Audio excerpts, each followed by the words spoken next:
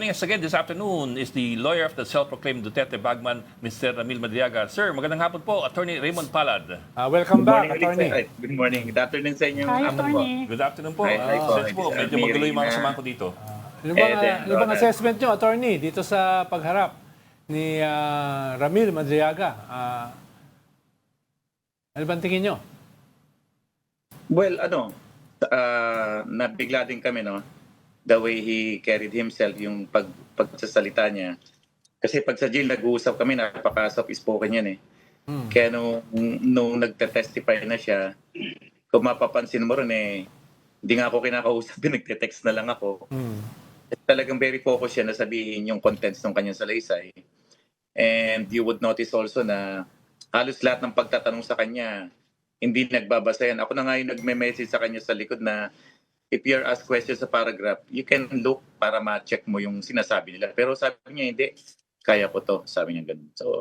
So far na-impress kami the way he Pero Attorney, testified. yes, Opo. pero Attorney, there are some people who are raising questions over some of the pieces of evidence that he revealed dun sa House Justice Committee. For example, yung manager's checks po that came from the Land Bank and under his name, napansin ng ilan na apparently ang nakalagay na petsa is April 2023 when the checks Yes. would have or should have been, at least according to the narrative of Mr. Madriaga,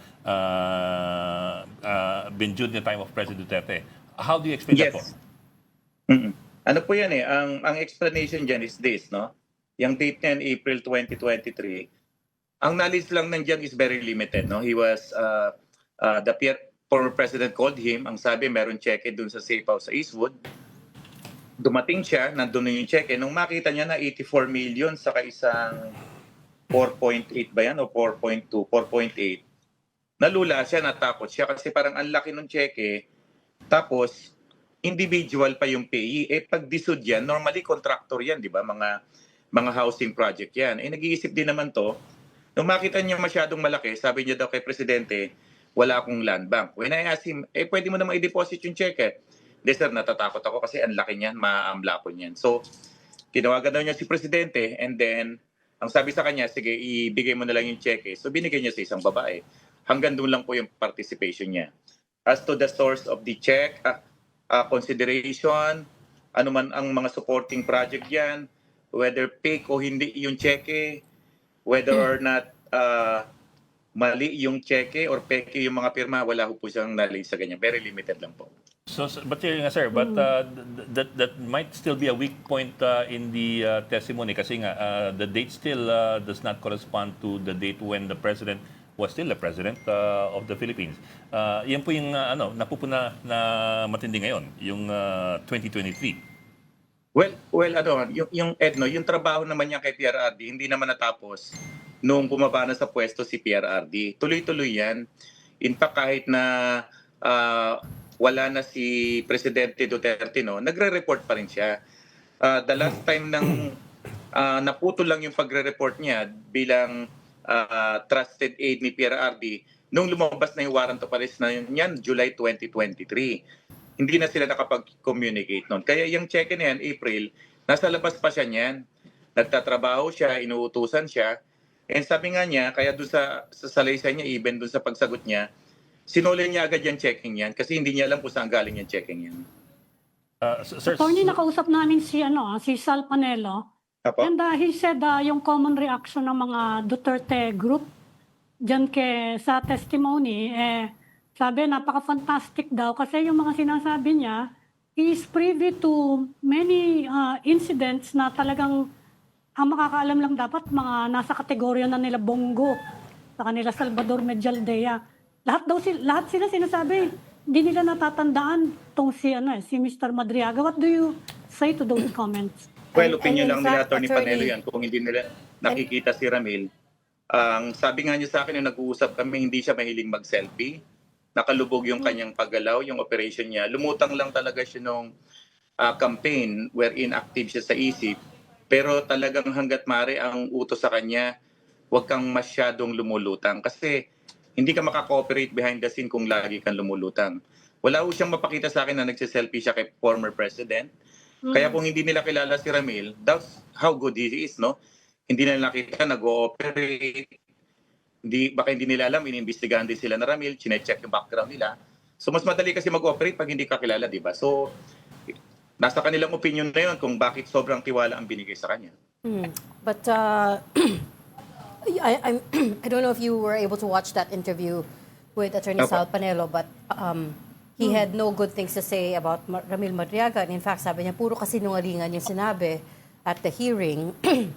And he also says, photos and videos, katulad nung birthday video na of the Vice President saying happy birthday to him, prove nothing, which is true in the legal context. They don't necessarily prove a deep relationship. Yes, hindi naman namin pinipilit po na dahil nag-birthday greeting, kilalang kilala na. In fact, kung mapupunan nyo, doon sa supplemental affidavit niya, hindi nga kasama yan, yung birthday greeting na yan. Yeah. Kaya lang hunatan nung, I think, ni Congresswoman De Lima yan, it's Correct. because nahagip siya dun sa screen and kumalat na sa Facebook yan. Pero sa affidavit niya, wala ho yan. Kasi kahit ako naman nagsasabi, pwede kang lumapit sa isang senador, magpag-greeting ka, magpa-shoutout ka. Normal yon. That's Yes. why hindi na ho sinama sa affidavit yan. Kaya lang marami nakakapanood kasi yan sa social media, kaya siguro napansin at na-play doon sa hearing. Attorney, yung isa kasing Opo. strength ng kanyang testimony ay yung sinabi ni Vice President Sara Duterte na absolutely hindi niya kilala itong taong ito, ay medyo napatunayan ni Madriaga na meron siyang mga katibayan, meron siyang resibo. Yun yung posibleng initial strength ng kanyang testimony. Pero yung mga ibang binanggit niya, para sa iba, ay masyadong amazing. No? Kaya ang tanong ko, attorney, sa Senado ba, sa trial ni Vice President Sara, meron ba tayong aasahan na corroborative evidence, prima facie evidence, pag-akyat doon, kahit patikim Yes. man lang galing sa inyo, no? Kahit general lang, Yes. dahil parang masyadong amazing yung kanyang mga sinasabi. Kaya ang tanong ng mga tao, meron ba yung corroboration, no? Yes, Pag-akyat. actually boss nung ako'y naging abogado noong 1990 pa ako nakapasaya, no. Wala pa hong mga cellphone with camera niyan. We can still prove yung crime. Napuprove namin ng krimen kasi may tinatawag kaming eyewitness, no? Yung testimonial witness, testimonial evidence. Nahilig na lang ang tao nung magkaroon ng cellphone with camera na napaka-accessible ng kunan ng ebidensyang kada galaw natin. Doon sa tanong mo na meron magko-corroborate, yes, meron. Dalawa sa co-accused niya, member ng ISIP, nakakulong din sa Annex 2. During the mga meeting namin ito, nung nire-review namin to, pinababa ko yung dalawang co-accused. And they confirm yung delivery, pick up ng pera. Kasi hindi naman lumalakad si Ramil mag-isa. Imagine may dala siyang dalawang duffel bag, tatlong mga bag ng pera, 30-35 million, gabi lumalakad. May baril ho si Ramil, meron din siyang mga security. I think ang sabi niya sa akin, meron siyang 17 baril na duly licensed sa kanya. Kasi may security agency din siya.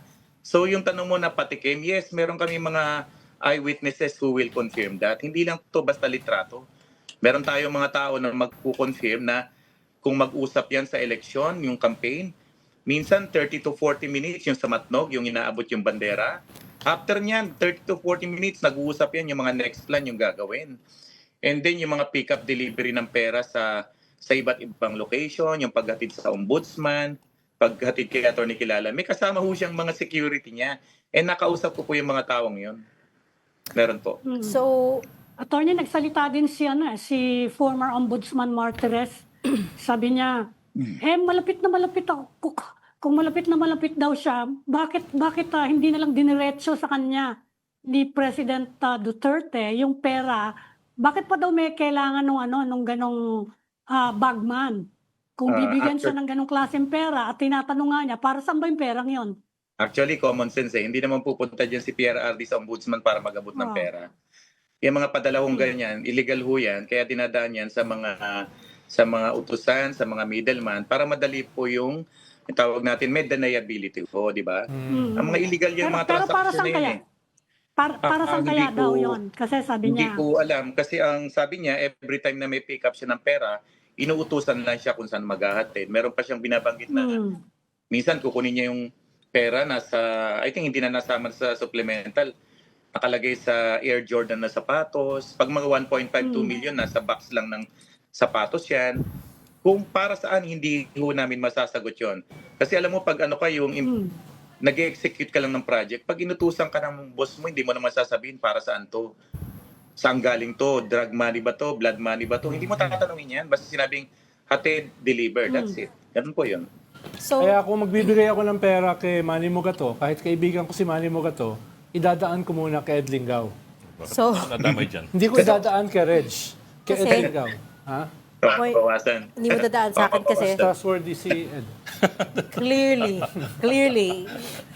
So there are two people who would corroborate him as far as the deliveries are concerned. Meron na. But the Nakausap ko thing na. that we're trying to establish here is whether he really was that close to the president, to the Yeah. former president, and to the vice president, to the point that he claims that he was in the room when nagkaroon ng agreement for a term sharing between former Lin- President Duterte and now President Marcos Jr. So Nag-deny meron ng Malacanang. so Linawin ko po yun, no, yung sorry. excuse meron me. magko-corroborate- Linawin ko yun, yung issue na nasa room na nagkakaroon ng term sharing agreement. Wala ko siya sa room na gano'n.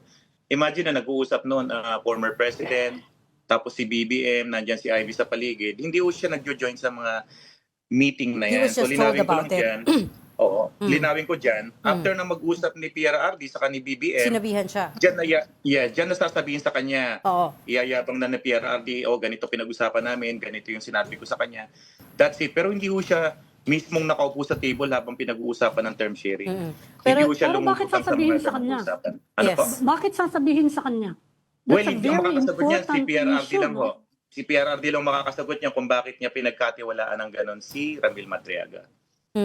Kasi dinideny ng Malacanang yan eh. Kaya tinatanong lang namin. Yeah, It was kaya one nga of po the points sinasabi na ko, dininay ng Malacanang. Yes, nabasa ko rin po yun. Pero sinasabi ko, sinabi lang sa kanya ni Duterte. Of course, Malacanang will deny that. And of course, si Duterte, ang sinasabi lang ni Ramil, sabi sa kanya ni Duterte. Whether true or not, sinabi lang po sa kanya yun. Yeah. But coming back to the question of whether there would be anyone who could corroborate him as far as his relations to Vice President Sara is concerned, because that's also one of the things that Attorney Sal pointed out yesterday. Tinanong ko siya, Ramil Madriaga, just like the 18 Marines are making huge allegations against very powerful people, ano naman yung evidence that they have? Sabi niya, the difference between the two is that with the 18 Marines, there are people who would corroborate them. And with Ramil Madriaga's case, wala daw magko-corroborate. Especially, for example, when he talks about disbursing the confidential funds ng Vice President. Paano Yeah, natin actually, may establish yun? Actually, sabihin ko kay Atty. Panelo, mag-antay na lang po siya sa Senate hearing. And I would encourage him na sumali siya sa defense panel. Kasi marami siyang binabanggit. When in fact, hindi ko nga malinawan kung the way he was giving interview. Hindi ko malinawan, number one, lawyer ba siya sa tagig ng perjury? Member ba siya ng defense team defense panel team? Or OBP spokesperson na siya? Kasi yung the way he gives interview, ang lagi niyang focus, sirain yung character ni Madriaga. When you ask him, Attorney Panelo, what can you say about the Mary Reyes Beatos, COA disapproval, yung mga NBI findings sa signature, sasagot niya, I'm sorry, I cannot comment on that, wala akong alam dyan. Di ba? So makikita mo, I would suggest kung sabihin na lang niya OBP spokesperson siya para whatever he says maging binding doon sa OBP, di ba? The way I see it, nagbibigay lang siya ng unsolicited opinion, hindi naman siya member ng defense panel. Yun din ang upunan ng mga member ng House Committee. Panayang criticize niya, pero yung kliyente niya ayaw naman mag-appear sa House. Hindi ba?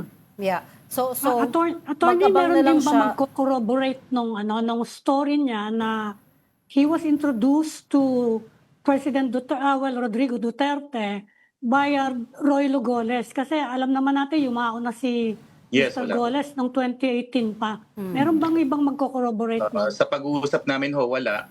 Kaya nga nilabas namin yung usapin na nagkaroon siya ng several bank accounts na ang sabi sa kanya ni PRRD, binuksan yan para sa'yo.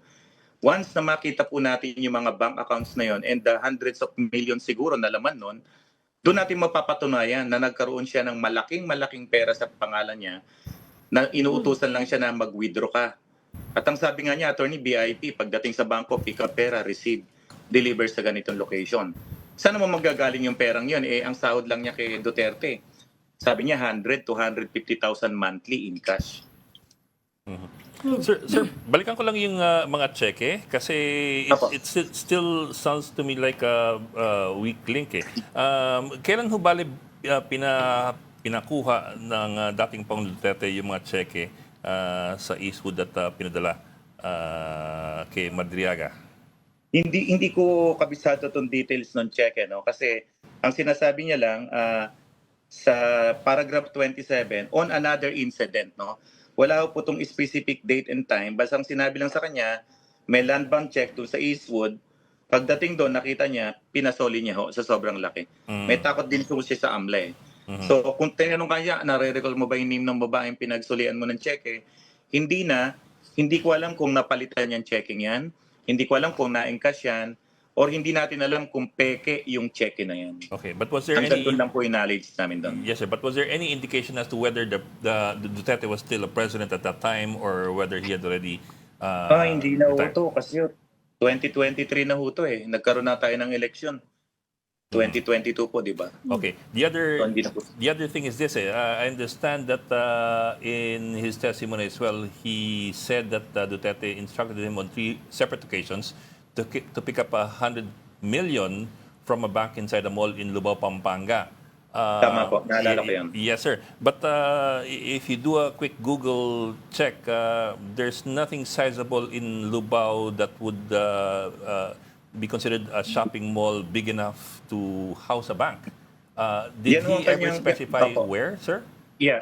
Hindi ho. No? Kaya meron dyan sa mga list ng banks niyan. He can only describe kung saan niya kinuha, kung saan malapit. Yung bangko sa Pasig, hindi niya na malaman eh. Yung bangko sabi niya, sa Lubao. Kaya sabi namin, ganito na lang. Mag-waiver bank secrecy tayo. That will give the Anti-Money Laundering Council, the NBI na mag-imbestiga. Lahat ng bangko dito siguro sa Pilipinas i-require to submit any names, any bank account in his names. Kasi ang nakita ko lang, Ed, yung may nakita ko talaga sa pangalan niya isang checking account sa China Bank.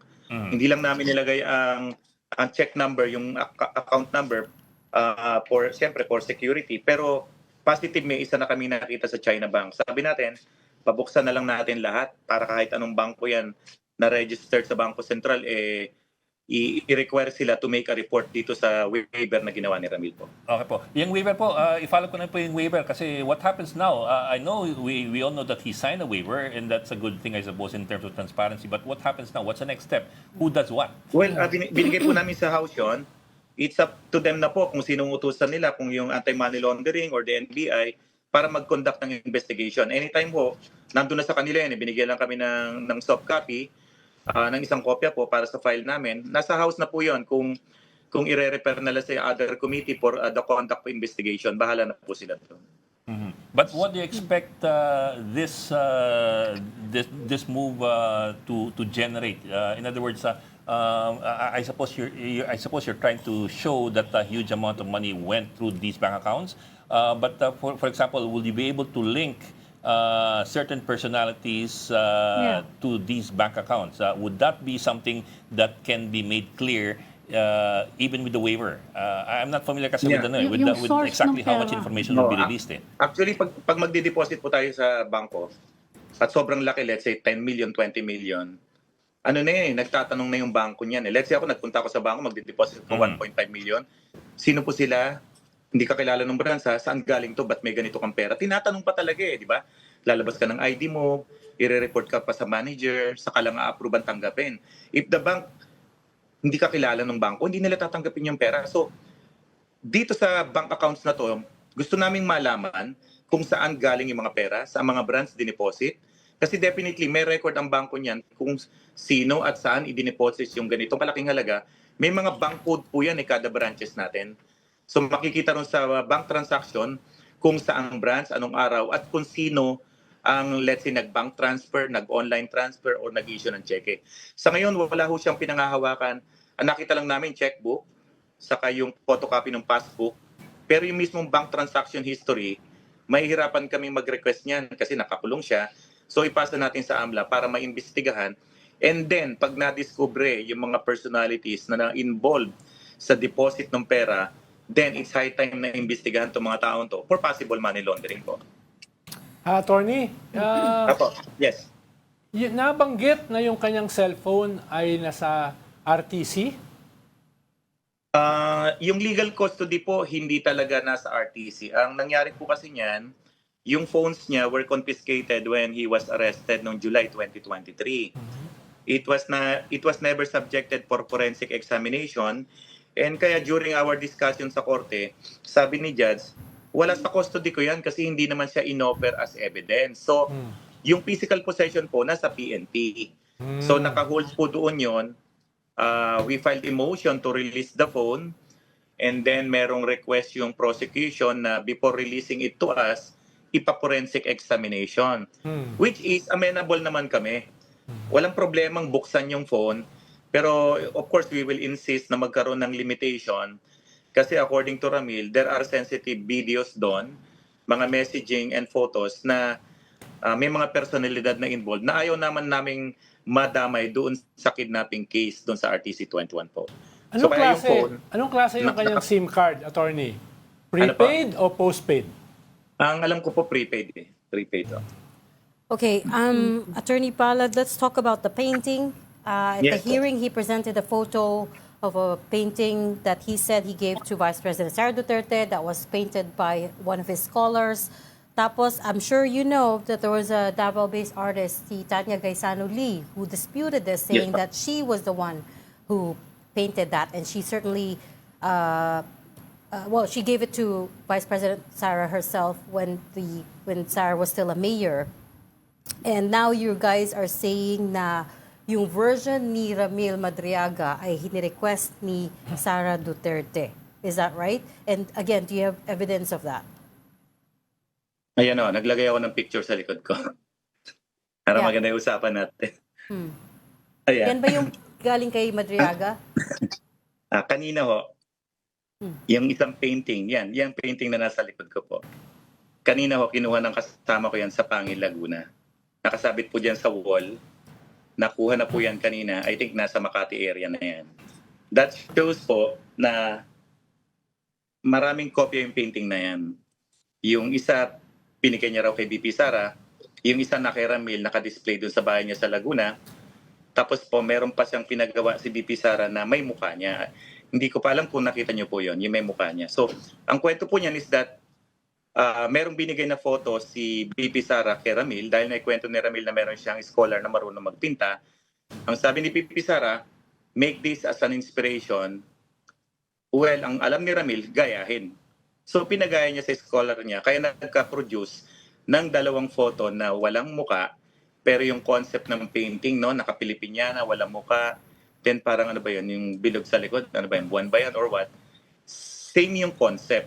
Kaya during the discussion namin doon sa jail, habang piniprepare namin yan, nire-review namin yung affidavit niya, ang sabi niya, attorney, yung painting niya, regalo ko yan. Because nagpagawa nga siya ng dalawa at yung isa binigay niya kay BP Sara. Yun ang context ng painting na yan. And Yung isa nasa amin na ho, yung physical na painting. Mamaya ho, mahawakan ko po. And do you know when he gave it to the Vice President? Hindi ko ma-recall eh. Kasi yung Zoom meeting na yun po, Zoom meeting ng EC Pilipinas yun. So I would not know kung 2021 or 2020. Hindi ko alam yung exact. Unless may magsalita kung kailan yung Zoom meet na yun.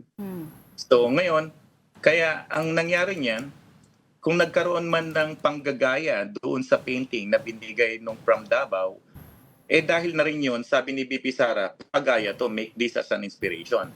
Whether or not yung nasa likod ni BP Sara is the genuine one from Davao, I would not know. Whether or not yan yung pinagawa ni Ramil, hindi ko rin po masasagot yan. Ang sinasabi ko lang, merong pinagawa si BP Sara, ang sabi ni Ramil, yan, ako nagregalo niyan. Yan, yung nasa likod ko ngayon, yung background ko, painting yan, nandiyan na sa Makati, nakuha na namin sa Laguna. But if the artist, si Tanya Gaisano Lee, had already given the original to the Vice President, tapos nagpa-commission si Vice President, I mean, I fail to follow the logic. Why would she commission another set when it was already given to her? hindi ko po masasagot yan. Si BP Sara ang tanongin natin pag umating siya sa House. Basta, hindi naman magagawa ng scholar ni Ramil yan kung hindi siya binigyan ng pagkokopyahan. Di ko ba? So, Attorney? hindi ko maintindihan. Ang latest na nagbigay sa akin, yung babaeng yan na walang muka, nagkaroon ng muka yan. So, bali ang pinagawa ko, 2 walang muka, tapos 1 merong muka ni BP Sara. So, Yun ang nangyari. I assume that when the Vice President gave the copy, a photo of it, I assume that was over the phone? Meron pa po kaya siyang kopya ng message? Hindi ho namin natanong kung over the phone or binigyan siya ng printed, hindi ko pa masagot sa ngayon. Siguro si Ramil na lang ho kung magsasagot kung paano naibigay sa kanya yung photo na sabing ang gamit daw make this as an inspiration, pinagaya naman ni Ramil. Of course, hindi 100% yan, siyempre, di ba? Right. But I imagine it would be over the phone kasi what naman niya ipiprint pa and then i-hand over Yeah. physical, right? Hindi ko masasagot kung over the phone po or what. Attorney, Opo, Ed. Ay, Ronald. meron Ano ba? pang 2 to 3 hearings ang Justice Committee. Si Opo. Madriaga ba ay dadalo pa dyan sa mga parating na hearings na yan? Sir, ang procedure po kasi, yung the last time na nag-appear siya, yung House will write a letter to the court asking permission to bring Madriaga to the House. At bago naman nila ipa-receive yung letter request sa korte, dumadaan sila sa office para ibigay yung aking receiving copy ko, yung copy furnished po. As we speak ho, wala pa akong dinadala yung House Sergeant at Arms or kung sino man sa empleyado ng House Committee na notice sa akin na padadalawin nila si Ramil ng ng 22. Siguro pwede niyo akong tanungin or i-message by Monday or Tuesday at the most kung may marireceive kaming notice kung papupuntahin siya. Hindi pa ho namin alam, sir. So walang kahit anong indications na siya ay dadalo pa? Kahit mga kaunting indications man lang? Walang paramdam? Wala pa ho eh. Yung last time po nung in-invite siya, personal na dinala yung notice sa akin. Kaya nalaman ko na invite siya. Pero sa 22 na yung hearing, Lunes, hindi ko alam kung work from home yung korte. So let's see sa Monday or Tuesday. Pero dapat po yan, mas maaga yan. Kasi siyempre may preparation may mga logistics po yan. Yung preparation ng security, yung sasakyan, yung pag-arrange ng mag-escort. It takes time din po yan eh. So as of now, wala pa ho. So wala na siyang balak na supplemental pa, another supplemental affidavit. Kasi kung sakali ipatawag yan, mga clarificatory na lang yan eh. Wala na siya dadagdag pa. Sa ngayon po, yun yung pinaka mahaba na supplemental affidavit at wala naman po kaming ginagawa pang ibang salaysay on top of this po. Wala na po. Okay. Okay. Maraming salamat po for joining us this afternoon. Attorney Raymond Palad, abogado po ni Mr. Ramil Madriaga. Salamat, Thank you po. Attorney. Thank you for Thanks, sir. inviting mo. Thank you. Thank you, attorney. Thank you sa inyo lahat. Salamat po.